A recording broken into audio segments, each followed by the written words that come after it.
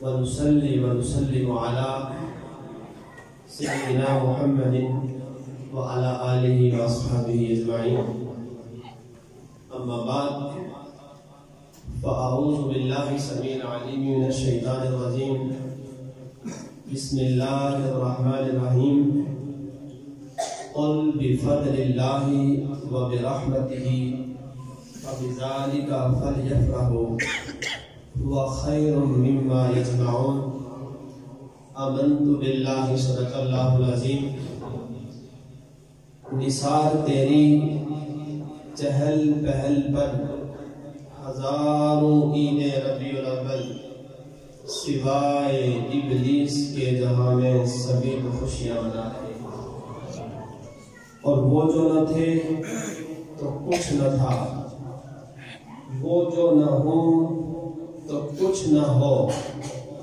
جان ہے وہ جہان کی، جان نہیں تو جہان کی.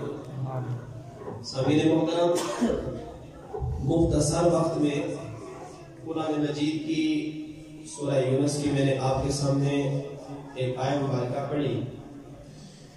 کوشش کروں گا کہ اس کی تفسیر قرآن بالقرآن کر کے آپ کے سامنے رکھوں کہ سب سے افضل تفسیر وہی ہوتی ہے کہ قرآن کی تفسیر قرآن سے کی جائے.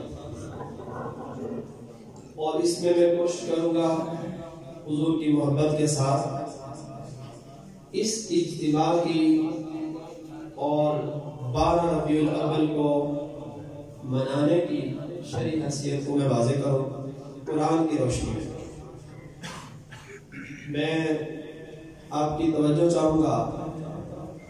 قرآن مجید کے اندر اللہ نے فرمایا، اے محبوب صلی اللہ علیہ وسلم، آپ کہہ دیں کہ اللہ کے فضل اور اس کی رحمت پر فَلْيَفْرَحُوا، تم خوشیاں منایا کرو.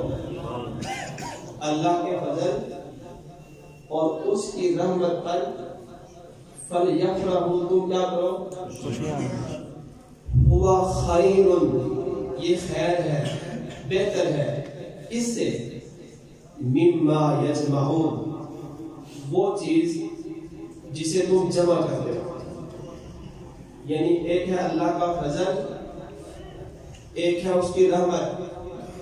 دو چیزیں جب تمہیں مل جائیں تو رب نے فرمایا ان دو چیزوں کے ملنے پر تم تنہا خوشی نہ کرو. فَلْيَفْرَحُوا جمع کا صیغہ، فرمایا تم سارے مل کر اس پر خوشی کیا کرو. اب ہم نے دیکھنا ہے اس سے پہلی آیت میں اللہ نے قرآن کو اللہ کا فضل اور اس کی رحمت کہا. تو آیا قرآن بعد میں آیا، پہلے آیا، یا نبی پاک علیہ السلام پہلے آیا؟ اگر قرآن اللہ کا فضل ہے تو اس امت کے لیے سب سے بڑا فضل امام الانبیاء کی ذات ہے. اور اگر قرآن اللہ کی رحمت ہے تو سب سے بڑی رحمت امام الانبیاء کی ذات ہے. اور اگر قرآن اللہ کی نعمت ہے تو سب سے بڑی نعمت اس آمنہ کے لال کی ہے جو ہمیں عطا کی ہے. قرآن مجید میں اللہ نے فرمایا، وَلَوْلَا فَضْلُ اللَّهِ عَلَيْكُمْ وَرَحْمَتُهُ لَاتَّبَعْتُمُ الشَّيْطَانَ إِلَّا قَلِيلًا، کہ اگر اللہ کا فضل اور اس کی رحمت تم پر نہ ہوتی تو تم میں سے اکثر شیطان کے پیروکار ہو جاتے. اس مقام پر اللہ نے جو فرمایا کہ اللہ کا فضل اور اس کی رحمت نہ ہوتی، تو یہاں فضل سے بھی مراد حضور کی ذات ہے اور رحمت سے بھی مراد حضور کی ذات ہے. کہ اگر حضور کی ذات نہ ہوتی تو تم بھی کس کی پیروی کرتے ہیں؟ شیطان کی پیروی کرتے ہیں. تو پتہ چلا کہ اس آیت کے اندر اللہ نے فضل بھی حضور کی ذات کو فرمایا اور رحمت بھی حضور کی ذات کو. اور دوسرے مقام پر فرمایا کہ ہر ایک رحمت ماں بچوں کے لیے رحمت ہوتی ہے، اور دوائی بیمار کے لیے رحمت ہوتی ہے، دعا مصیبت زدہ کے لیے رحمت ہوتی ہے. الغرض آپ چلتے چلے جائیں. بارش بعض دفعہ ساری مخلوق کے لیے رحمت ہوتی ہے. تو یہ رحمت ایک محدود ہے. کوئی رحمت کسی اولاد کے لیے والدین رحمت ہے، تو رحمتیں خاص خاص ہیں. لیکن جب رب کائنات نے حضور کی باری آئی تو یہ نہیں فرمایا کہ یہ مسلمانوں کے لیے، یہ مومنوں کے لیے، صحابہ کے لیے. فرمایا وَمَا أَرْسَلْنَاكَ إِلَّا رَحْمَةً لِلْعَالَمِينَ. فرمایا کہ میں نے اسے سارے جہانوں کے لیے رحمت بنا کر بھیجا ہے. حضور جہاں اللہ کا فضل ہے وہاں ساری کائنات کے لیے اللہ کی رحمت بھی ہے. تو رب نے ہمیں فرمایا کہ جب تمہیں اللہ کا فضل مل جائے، اس کی رحمت مل جائے، تو پھر فَلْيَفْرَحُوا، تم خوشیاں منایا کرو. اور یہ خوشیاں اس سے بہتر ہے جو تم جمع کرتے ہو. اب جمع کیا ہوتا ہے؟ دو ہی چیزیں جمع ہوتی ہیں، یا دنیا کا مال جمع ہوتا ہے اور یا پھر آخرت کے لیے اعمال کو جمع کیا جاتا ہے. یا یہ دنیا کی کوٹھیاں، دنیا کا مال و دولت، دنیا کا جاہ و منصب، لوگ اسے جمع کرتے ہیں.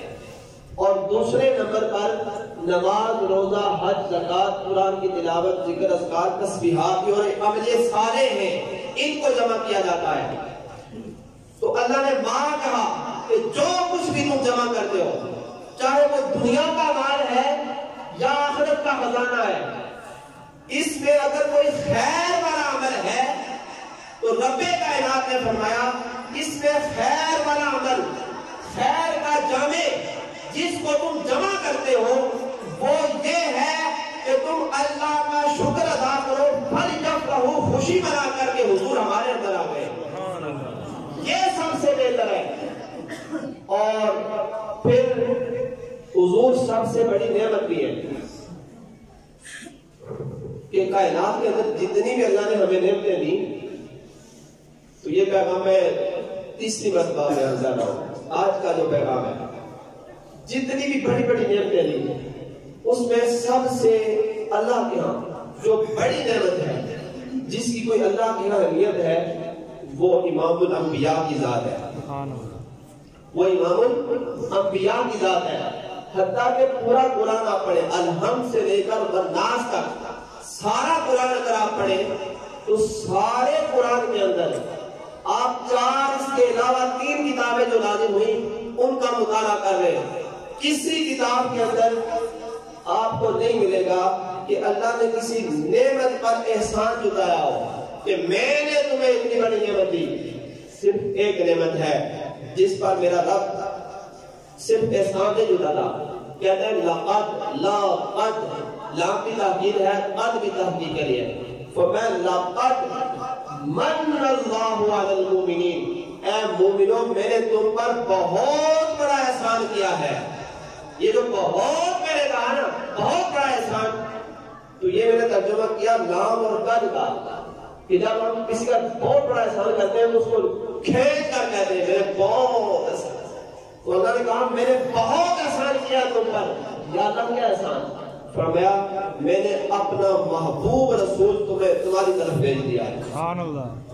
یہ محبوب رسول وہ رسول ہے کہ جناب موسیٰ علیہ السلام نے جب ان کی امت کی فضیلت کو پڑھا تھا نا اور جانا تھا تو وہ ہاتھ اٹھا کے عرض کرنے پہ مجبور ہو گئے. موسیٰ علیہ السلام اللہ کے پیغمبر، اے اللہ یہ امت مجھے عطا کر دے، نہیں تو اس نبی کا مجھے امتی بنا دے.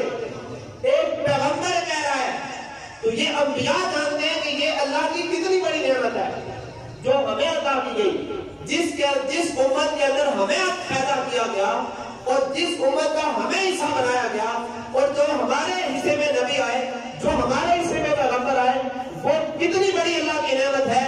یہ رب کا قرآن کہتا ہے کہ لقد من اللہ علی المؤمنین اذ بعث فیہم رسولا، کہ اے مومنوں میں نے تم پر اتنا بڑا احسان کیا ہے کہ میں نے اپنا محبوب رسول نہ آدم کی قوم کو دیا، نہ موسیٰ کی، نہ جناب ابراہیم کی،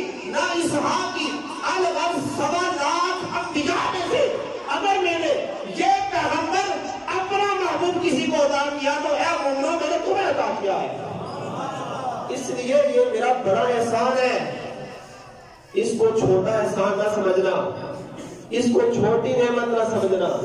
اور جب یہ اتنی بڑی نعمت ہے، اتنی بڑی نعمت ہے، تو پھر کیا ہم صرف روزہ رکھ کے اس کو منا لیں؟ نبی علیہ السلام نے اپنی پیدائش پر روزہ رکھا، یہ اضافی عمل ہے، روزہ بھی رکھنا چاہیے۔ ہر سوال کو حضور کی سنت ہے، حضور نے فرمایا میں روزہ اس لیے رکھتا ہوں کہ اس دن میں پیدا ہوا ہوں۔ حضور نے اپنا میلاد اس طرح بنایا، تو یہ اضافی عمل ہے روزہ رکھ کے بنانا۔ اور اللہ کی اگر ہم پر اتنی نعمت ہے، چونکہ پیغمبر کے لیے حکم نہیں تھا کہ وہ اپنی پیدائش کے یوں چرچے کرے، حضور کا یہاں آنا وہ امت کے لیے نعمت تھا۔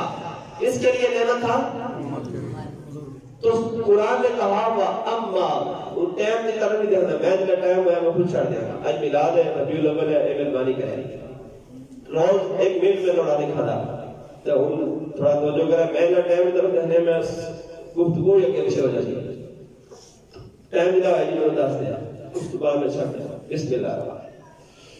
تو قرآن نے کہا کہ وَأَمَّا بِنِعْمَتِ رَبِّكَ فَحَدِّثْ، کہ مومنوں تمہیں چاہیے کہ اللہ کی نعمتوں کے خوب چرچے کیا کرو، فحدث، ان کا تذکرہ کیا کرو، ان کو بیان کیا کرو، ان کا ذکر کیا کرو، ان کے چرچے کیا کرو۔ فحدث کا معنی ہے، اب چرچا کیسے ہوتا ہے؟ کسی کے بیٹے کی شادی ہوئی، کسی کا بیٹا پیدا ہوا، تو وہ اگر پیدا ہوا یا شادی کی اس نے نکاح پڑھا لیا تو 2-4 گواہ رکھ لیے سامنے، تو نکاح ہو گیا کہ نہیں ہو گیا؟ باقی جو ہم کرتے ہیں دعوت معاملات دیگر یہ چیزیں اور خوشی کا اظہار، نئے کپڑے اور ساری فیملی کو نئے کپڑے اور اس میں مال دولت لٹاتے ہیں، تو یہ کیا ہے؟ یہ ایکسٹرا خوشی ہے، اس کے علاوہ اس کا تعلق نکاح کے ساتھ نہیں، یہ ارادی چیز ہے، یعنی ہم اپنے بیٹے کی شادی پر خوشی کا اظہار کرتے ہیں۔ اس کے علاوہ چرچے کا اس زمانے کے اندر طریقہ یہ ہے کہ اس زمانے میں جب کسی کی تشہیر کی جائے نا تو اس کو میڈیا پر ڈال دیا جاتا ہے، سوشل میڈیا پر، پرنٹ میڈیا پر، الیکٹرانک میڈیا پر۔ اس کے علاوہ یہ ہوتا ہے کہ اس کے چرچے کا ایک طریقہ یہ ہوتا ہے کہ جلوس نکالا جاتا ہے، جس طرح مارچ ہوتا ہے نا، فضل الرحمان صاحب نے نکالا تھا کراچی سے لے کر اسلام آباد تک، اس طرح طارق قادری صاحب نے، اس طرح لبیک والوں نے، تو یہ بھی ایک چرچے کا ایک طریقہ ہوتا ہے۔ تو یہ بھی جلوس نکالنا، میں اس لیے ساروں کے نام پر اہل حدیثوں نے بھی نکالا ہے، پچھلے دنوں صحابہ کے دفاع میں سارے مسلک جلوس نکالتے ہیں۔ صرف فرق یہ ہے کہ اہل سنت حضور کی ذات کے لیے بھی نکالتے ہیں تو وہ صرف دنیا کے لیے نکالتے ہیں، فرق اتنا ہے۔ ہم حضور کی اس نعمت کے چرچے کے طور پر نکالتے ہیں۔ جب ہم لائٹنگ کرتے ہیں، ہم جلوس نکالتے ہیں، جھنڈے اٹھاتے ہیں، تو ہمارا پیغام اور میسج یہ ہوتا ہے کہ لوگوں دیکھ لو ہمیں اللہ نے اپنا محبوب عطا کیا ہے۔ ہم اس بات کا چرچا کر رہے ہوتے ہیں، اور چرچا محض روزہ رکھ کے گھر کے اندر چارپائی پہ لیٹ کر دروازہ بند کر دینے سے چرچا نہیں ہوتا۔ چرچے کا طریقہ ہی محبت سکھاتی ہے، وہ آپ کو کسی سے پوچھنا نہیں پڑتا، وہ آپ کی محبت وہ آپ کو سکھائے گی کہ اپنے محبوب کا چرچا کیسے کرنا ہے۔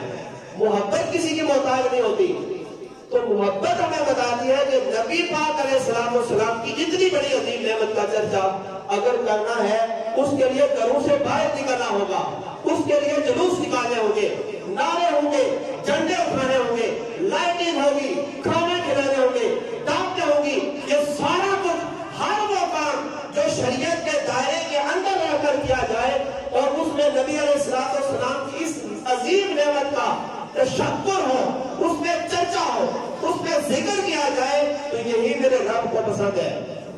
اور پھر یہ جو چرچے کا یہ طریقہ اور یہ جو میلاد کا یہ جو نظام ہے نا، یہ یہاں غلط فہمی بنائی جاتی ہے کہ یہ بر صغیر پاک اور ہند کے اندر ہے، یہ آپ کی غلط فہمی ہے۔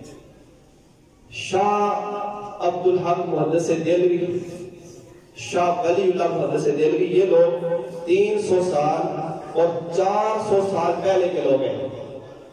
شاہ ولی اللہ محدث دہلوی یہ ایسی شخصیت ہے کہ ان کو سارے مسلک کے لوگ مانتے ہیں، الحمدللہ 300 سال غالباً ایک اندازے کے مطابق میں کہہ رہا ہوں 300 سال پہلے ان کا وصال ہو گیا. تو شاہ صاحب کہتے ہیں کہ میں مکہ میں, کہاں مکہ میں میلاد میں نے شرکت کی. میلاد میں کب؟ 300 سال پہلے کی بات. مکہ میں نے شرکت کی اور شاہ صاحب کہتے ہیں کہ میں نے وہاں دیکھا کہ لوگ وہاں حضور کی نعت پڑھ رہے تھے, لوگ حضور کی سیرت کی بات کر رہے تھے, اور وہ جو واقعات حضور کی ولادت کا نمودار ہوئے نا, ظاہر ہوئے, ان کا تذکرہ ہو رہا تھا, ان کا تذکرہ ہو رہا تھا. تو یہ انہوں نے کہا اور میں نے دیکھا کہ ان پر اللہ کی رحمتوں کی بارش ہو رہی ہے. وہ کہتے ہیں میں یہ نہیں کہتا کہ میں نے اللہ کی رحمتوں کا جو نزول تھا میں نے اپنی سر کی آنکھوں سے دیکھا, اور میں یہ بھی نہیں کہتا کہ میں نے اپنی دل کی آنکھوں سے دیکھا. ہاں میں نے خدا کی قسم میں نے دیکھا ہے کہ اللہ کی رحمتوں کی بارش اس مجلس میں ہو رہی تھی جہاں حضور کے میلاد کا ذکر ہو رہا تھا. اس سے ایک اور بات پتہ چلی کہ مکہ میں حرمین کے اندر میلاد جو آج وہ کہتے ہیں نہیں ابھی میلاد اتھے نہیں بناتے, یا سی دین اتھو چلے آتے اتھے نہیں میلاد بنتا. اگر شریعت کی گل ہوتی بھائی یہ مقدر اور نصیب کی بات ہوتی ہے. جب ٹرمپ آئے نا وہاں ٹرمپ, تو ٹرمپ کے لیے پورے ملک کو سجا دیا جائے ایک یہودی عیسائی کے لیے, تو اللہ ایسے لوگوں کے مقدر میں حضور کا میلاد رکھتا ہی نہیں ہے. یاد رکھیں اس وقت پوری دنیا کے اندر حضور کے میلاد کا جشن منایا جاتا ہے, پوری دنیا کے اندر. آج کل اس کو سرچ کرنا مشکل نہیں ہے. پہلے تو کہتے ہیں مولوی کہانی کر دیں, اردو سے ڈائریکٹ پر مارو, ہر جگہ تو تمہیں ملے گا فلاں علاقے فلاں ملک میں بھی حضور کا میلاد ہو رہا ہے. سعودی عرب کے اندر بھی انفرادی طور پہ ہوتا ہے, یعنی مسلم لوگ وہاں بھی کرتے ہیں, اس کا تسلسل ٹوٹا نہیں, چونکہ یہ نبی علیہ السلام کے ساتھ ایک محبت والا رشتہ ہے. اس کے اندر غلط فہمیاں جب پیدا ہوتی ہے تو پھر یہ ہوتا ہے کہ پھر فرانس والوں کو یہ جرأت ہوتی ہے کہ وہ نبی پاک کے خاکے شائع کر رہے ہیں. جب ہم حضور کی ذات کو مختلف ہی بنا دیتے ہیں, جب ہم حضور کی ذات کے ساتھ اختلاف کرتے ہیں اور حضور کی ذات کو امت کے اندر ایک مختلف ہی ذات بنا دیتے ہیں, اور وہ بھی محبت کے معاملے میں. کوئی کہتا ہے کہ ہم اس لیے میلاد نہیں مناتے کہ ہم حضور سے محبت کی وجہ سے نہیں مناتے. ٹھیک ہے بھائی, تو نہ منا, اسی کڑا کے نہیں منا, لیکن جو لوگ اس میں نبی علیہ السلام کے ساتھ اظہار محبت کرتے ہیں, کم از کم انہوں نے برا بھی طرح گئے, انہوں نے برتی طرح گئے, انہوں نے شرک طرح گئے, اور مسلمان ہیں اور میں سمجھنے ہیں وہ سب سے اعلیٰ درجے کے مسلمان ہیں. کسی کی سمجھ میں نہیں آتا تو نہ آئے, نہیں کوئی بناتا تو نہ بنائے, نہیں چلتا تو نہ چلے, نہیں کوئی خوشی کا اظہار کرتا تو نہ کرے, وہ اپنے انداز سے کر لے. صحابہ کرام نے اپنے انداز میں کیا, وہ بھی اپنے انداز سے کر لے. اس کے بعد کئی لوگوں نے اپنے انداز سے کیا. ایک ہے امداد اللہ مہاجر مکی میں آخری بات کر کے میں اجازت چاہوں گا. اس طرح شاہ عبدالحق محدث دہلوی وہ فرماتے ہیں کہ جو بندہ, کہتے ہیں میرے تجربے سے یہ بات ثابت ہے کہ جو بندہ نبی علیہ السلام کا ایک میلاد کو مناتا ہے نا, یہ بھی متفق شخصیت ہے اس لیے بیان کر رہا ہوں, تو وہ سال بھر عافیت میں رہتا ہے, سال بھر. اور شاہ ولی اللہ محدث دہلوی کے والد شاہ عبد الرحیم وہ کہتے ہیں میں ہر سال حضور کا میلاد مناتا ہوں, ہر سال حضور کا میلاد, اور میلاد پر میں کھانے تقسیم کرتا ہوں.